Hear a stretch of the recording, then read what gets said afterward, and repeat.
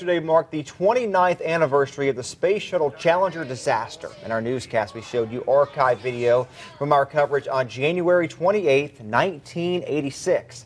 On that day, our cameras were inside a Red Bank Elementary classroom as they watched the tragedy unfold. Today, News Channel 9's Kelsey Bagwell spoke with one of the students in that classroom who says she remembers the disaster like it was yesterday.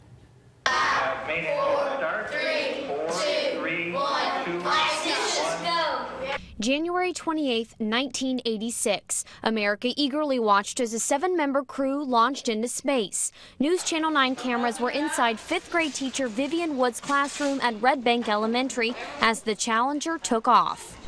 It's something that we had built up to all year in our classroom. Of course, we were excited at that time, because the news was there in our classroom. Dixie McKeel was one of the students sitting in this classroom, watching as the crew lifted into space. The crew included the first teacher in space, Krista McAuliffe, who won NASA's nationwide competition. Miss Woods was in the running to be that teacher, an honor that later went to McAuliffe.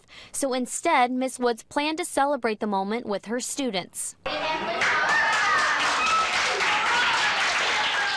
The entire crew was killed in the explosion just over a minute after liftoff. Miles an hour.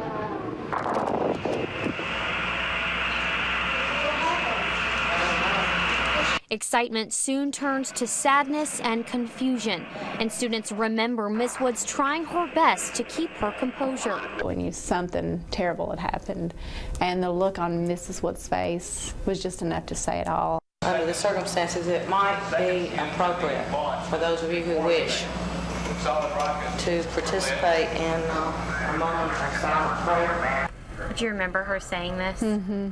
Just like it was yesterday. Praying for the families, praying for the members that were on this space shuttle, praying for Mrs. Woods and her family. McKeel says that moment in 1986 will stand out in her memory forever. You remember every detail, every minute, the smells, the sights. It's just something that will always, even though we were younger, it's something that will always stand out in our memory. It's a time that kind of drew our class together. Kelsey Bagwell, News Channel 9.